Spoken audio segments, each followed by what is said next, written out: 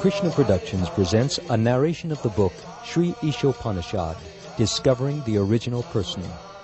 It was written by His Divine Grace A.C. Bhaktivedanta Swami Prabhupada, the founder Acharya of the International Society for Krishna Consciousness. In this context, the word Acharya means a person who has perfected himself in God consciousness and who teaches others, both by precept and example, how to perfect themselves. The book was published by the Bhaktivedanta Book Trust of Los Angeles, California in 1972, and all rights are reserved by it. Hare Krishna, Hare Krishna, Krishna Krishna, Hare Hare, Hare Rama, Hare Rama, Rama Rama, Hare Hare. And now I, Amalabhakta Das, the narrator, offer my respectful obeisances to the lotus feet of my spiritual master, Srila Prabhupada, who is very dear to Lord Krishna, having taken shelter of his lotus feet. He is kindly preaching the message of Lord Chaitanya and delivering persons all over the world from the clutches of impersonalism and voidism by his books, recordings, and devotees. I pray that His Divine Grace may bestow His special mercy on me so that I may recite His illuminating words in such a way that whoever hears them may be inspired to want to know and love the Supreme Lord Sri Krishna and thereby become eternally engaged in His transcendental devotional service. And now I begin the narration of Sri Isopanisad, Discovering the Original Person, starting with the introduction.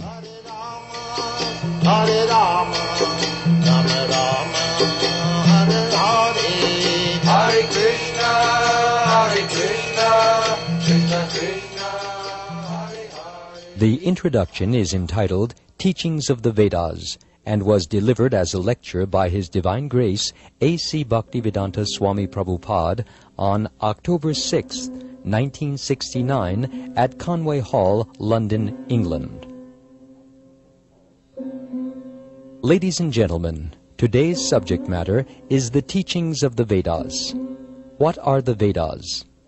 The Sanskrit verbal root of Veda can be interpreted variously, but the purpose is finally one. Veda means knowledge. Any knowledge you accept is Veda, for the teachings of the Vedas are the original knowledge. In the conditioned state, our knowledge is subjected to many deficiencies. The difference between a conditioned soul and a liberated soul is that the conditioned soul has 4 kinds of defects. The first defect is that he must commit mistakes. For example, in our country, Mahatma Gandhi was considered to be a very great personality, but he committed many mistakes. Even at the last stage of his life, his assistant warned, "Mahatma Gandhi, don't go to the New Delhi meeting. I have some friends, and I have heard there is danger." But he did not hear. He persisted in going and was killed. Even great personalities like Mahatma Gandhi, President Kennedy, there are so many of them, make mistakes. To err is human. This is one defect of the conditioned soul.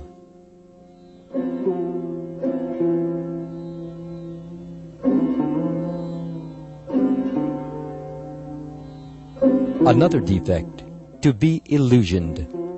Illusion means to accept something which is not, Maya. Maya means what is not. Everyone is accepting the body as the self. If I ask you what you are, you will say, "I am Mr. John, I am a rich man, I am this, I am that." All these are bodily identifications, but you are not this body. This is illusion. The third defect is the cheating propensity. Everyone has the propensity to cheat others. Although a person is fool number 1, he poses himself as very intelligent.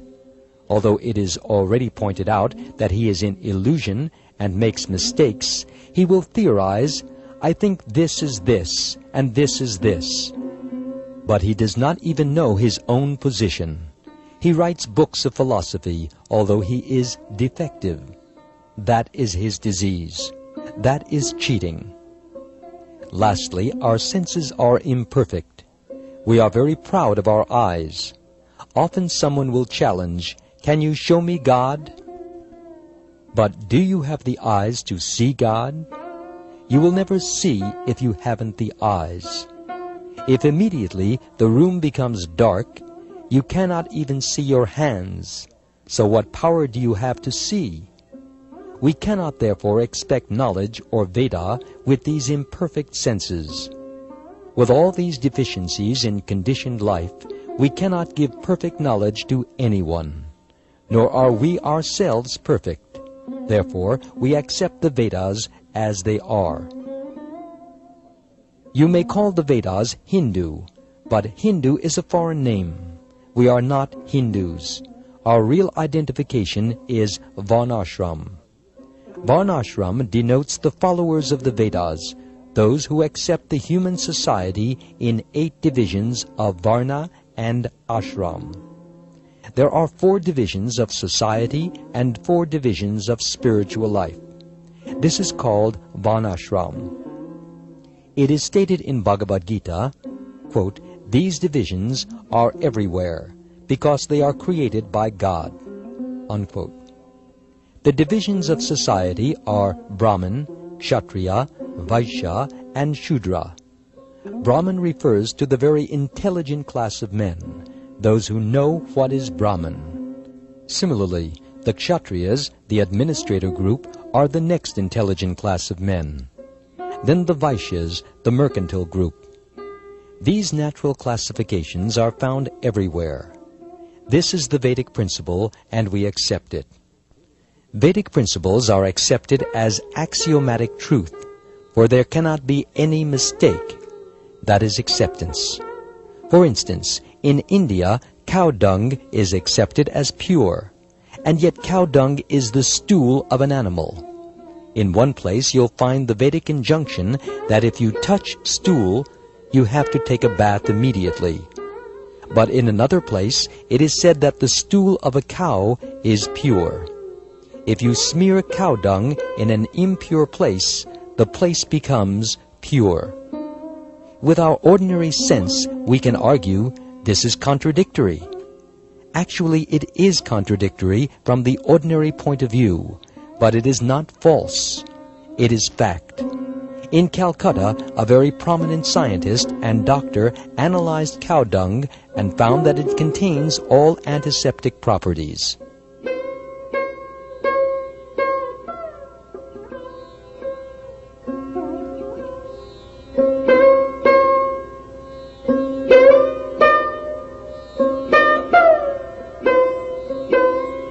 In India, if one person tells another, "You must do this," the other party may say, "What do you mean? Is this a Vedic injunction that I have to follow you without any argument?" Vedic injunctions cannot be interpreted, but ultimately, if you carefully study why these injunctions are there, you will find that they are all correct. The Vedas are not compilations of human knowledge. Vedic knowledge comes from the spiritual world, from Lord Krishna. Another name for the Vedas is Shruti. Shruti refers to that knowledge that is acquired by hearing. It is not experimental knowledge. Shruti is considered to be like a mother. We take so much knowledge from our mother. For example, if you want to know who your father is, who can answer you? Your mother. If the mother says, "Here is your father," you have to accept it. It is not possible to experiment to find out whether he is your father. Similarly, if you want to know something beyond your experience, beyond your experimental knowledge, beyond the activities of the senses, then you have to accept the Vedas. There is no question of experimenting. It has already been experimented. It is already settled. The version of the mother, for instance, has to be accepted as truth. There is no other way. The Vedas are considered to be the mother, and Brahma is called the grandfather, the forefather, because he was the first to be instructed in the Vedic knowledge. In the beginning, the first living creature was Brahma. He received this Vedic knowledge and imparted it to Narad and other disciples and sons, and they also distributed it to their disciples. In this way, the Vedic knowledge comes down by disciplic succession. It is also confirmed in the Bhagavad Gita that Vedic knowledge is understood in this way. If you make experimental endeavor, you come to the same conclusion, but just to save time, you should accept. If you want to know who your father is, and if you accept your mother as authority, then whatever she says can be accepted without argument. There are three kinds of evidence: pratyaksha, anumana, and shabda. Pratyaksha means direct. Direct evidence is not very good because our senses are not perfect. We are seeing the sun daily, and it appears to us just like a small disk, but it is actually far, far larger than many planets. Of what value is this seeing? Therefore, we have to read books, then we can understand about the sun. So, direct experience is not perfect. Then there is inductive knowledge. It may be like this hypothesis. For instance, Darwin's theory says, it may be like this, it may be like that. But that is not science. That is a suggestion, and it is also not perfect. But if you receive the knowledge from the authoritative sources, that is perfect. If you receive a program guide from the radio station authorities, you accept it. You don't deny it. You don't have to make an experiment because it is received from the authoritative sources.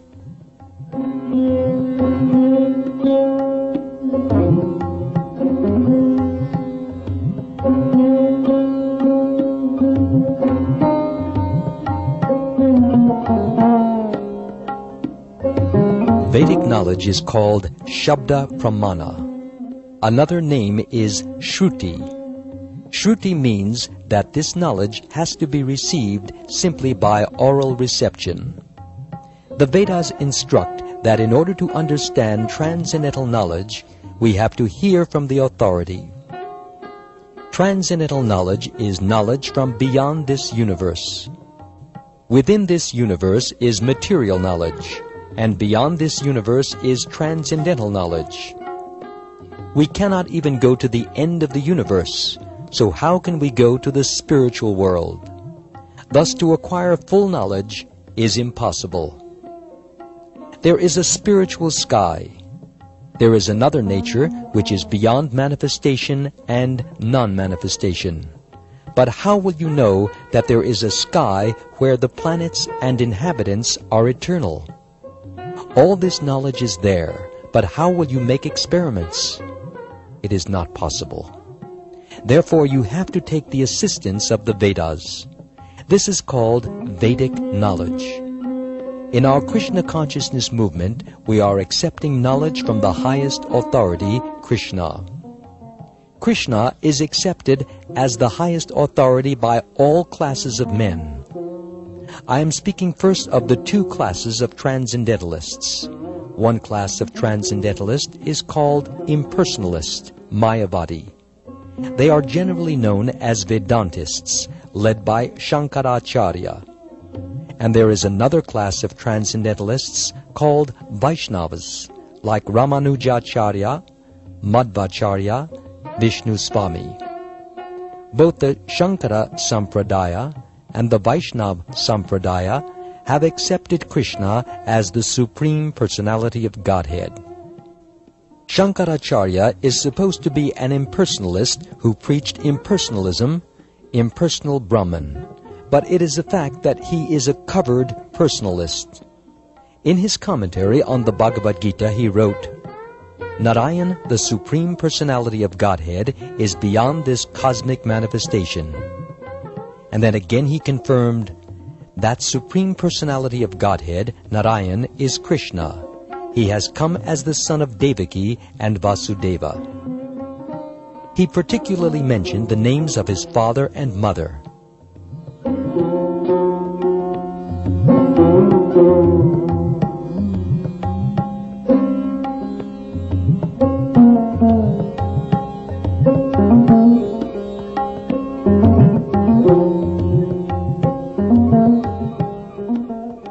So Krishna is accepted as the Supreme Personality of Godhead by all Transcendentalists. There is no doubt about it. Our source of knowledge in Krishna consciousness is directly from Krishna, Bhagavad Gita. We have published Bhagavad Gita as it is because we accept Krishna as he is speaking without any interpretation. That is Vedic knowledge. Since the Vedic knowledge is pure, we accept it. Whatever Krishna says, we accept. This is Krishna consciousness. That saves much time. If you accept the right authority or source of knowledge, then you save much time. For example, there are two systems of knowledge in the material world, inductive and deductive. From deductive, you accept that man is mortal. Your father says man is mortal. Your sister says man is mortal. Everyone says man is mortal. But you do not experiment. You accept it as fact that man is mortal. If you want to research to find out whether man is mortal, you have to study each and every man. And you may come to think that there may be some man who is not dying, but you have not seen him yet. So in this way, your researching will never be finished. This process is called, in Sanskrit, aroha, the ascending process.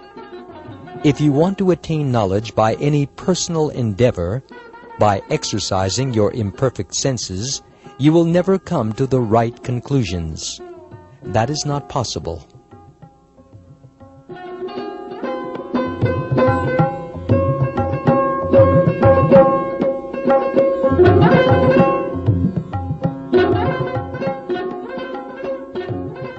There is a statement in Brahma Samhita, just ride on the airplane that runs at the speed of mind.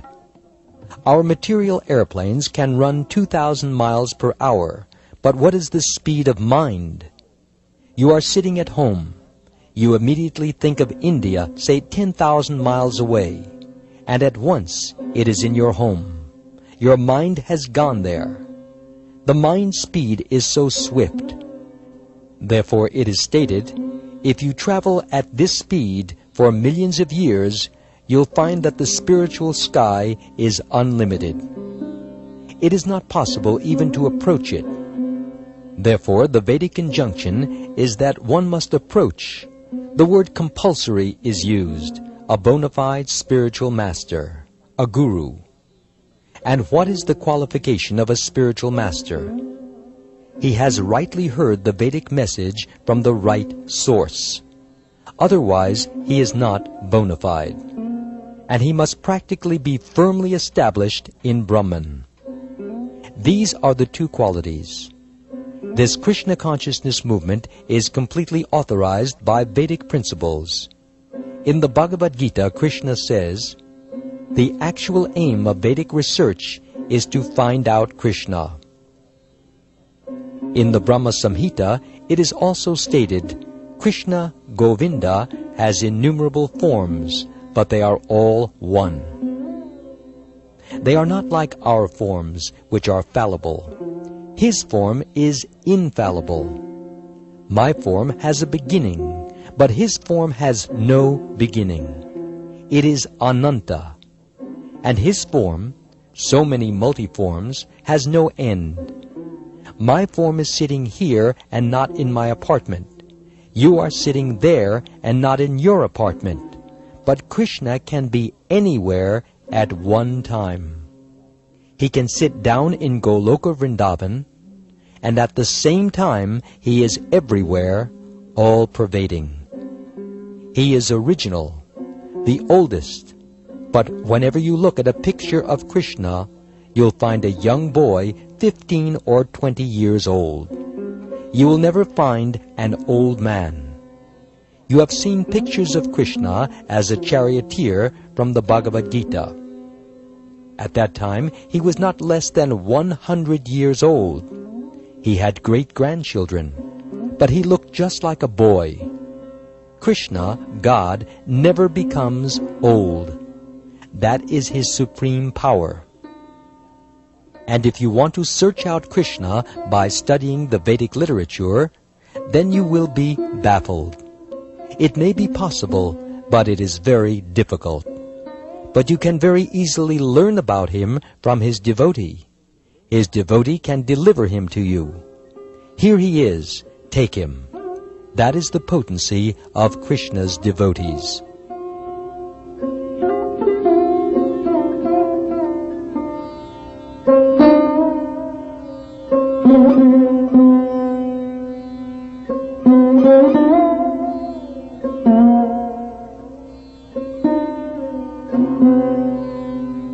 Originally, there was only one Veda, and there was no necessity of reading it. People were so intelligent and had such sharp memories that by once hearing from the lips of the spiritual master, they would understand. They would immediately grasp the whole purport.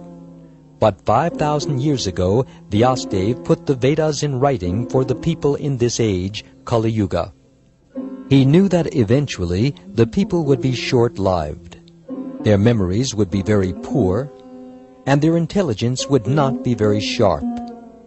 Therefore, he said, let me teach this Vedic knowledge in writing. He divided the Vedas into 4, Rig, Sama, Atharva, and Yajur. Then he gave the charge of these Vedas to his different disciples. He then thought of the less intelligent class of men, Stri, Shudra, and Dvija Bandhu. He considered the women class and the Shudra class or worker class and Dvija Bandhu. Dvija Bandhu refers to those who are born in a high family but who are not properly qualified. A man born in the family of a Brahmin who is not qualified as a Brahmin is called Dvija Bandhu. For these persons he compiled Mahabharat, called the History of India, and the 18 Puranas. These are all Vedic literatures. The Puranas, the Mahabharat, the 4 Vedas, and the Upanishads. The Upanishads are part of the Vedas. Then Vyasadeva summarized all Vedic knowledge for scholars and philosophers in what is called the Vedanta Sutra. This is the last word of the Vedas. Vyasadeva personally wrote Vedanta Sutra under the instructions of Narad, his Guru Maharaj or spiritual master, but still he was not satisfied. That is a long story described in the Srimad Bhagavatam. Vedavyas was not very satisfied even after compiling many Puranas, Upanishads, and even after Vedanta Sutra. Then his spiritual master, Narad, instructed him, "You explain Vedanta." Vedanta means ultimate knowledge, and the ultimate knowledge is Krishna. Krishna says that throughout all the Vedas, one has to understand Krishna. Vedanta Krid Veda Vid Eva Chaham. Krishna says, I am the compiler of Vedanta, and I am the knower of the Vedas. Therefore, the ultimate objective is Krishna. That is explained in all the Vaishnava commentaries on Vedanta philosophy.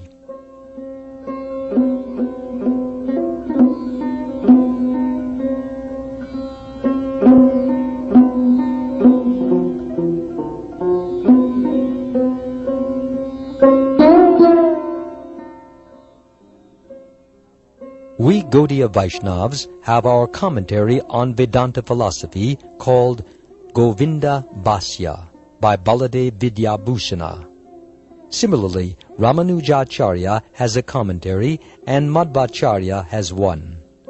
The version of Shankaracharya is not the only commentary. There are many Vedanta commentaries. But because the Vaishnavas did not present the first Vedanta commentary, people are under the wrong impression that Shankaracharya's is the only Vedanta commentary. Besides that, Vyasadeva himself wrote the perfect Vedanta commentary, Srimad Bhagavatam. Srimad Bhagavatam also begins with the first words of the Vedanta Sutra, Janmadyasya Yata. And that Janmadyasya Yata is fully explained in the Srimad Bhagavatam. The Vedanta Sutra simply hints at what is Brahman, the Absolute Truth. Quote, "The Absolute Truth is that from whom everything emanates." Unquote. This is a summary, but it is explained in detail in Srimad Bhagavatam. If everything is emanating from the Absolute Truth, then what is the nature of the Absolute Truth? That is explained in Srimad Bhagavatam. The Absolute Truth must be consciousness. He is self-effulgent, Svarat. We develop our consciousness and knowledge by receiving knowledge from others, but for him it is said that he is self-effulgent. The whole summary of Vedic knowledge is the Vedanta Sutra, and the Vedanta Sutra is explained by the writer himself in the Srimad Bhagavatam. We finally request those who are actually after Vedic knowledge to try to understand the explanation of all Vedic knowledge from Srimad Bhagavatam and Bhagavad Gita.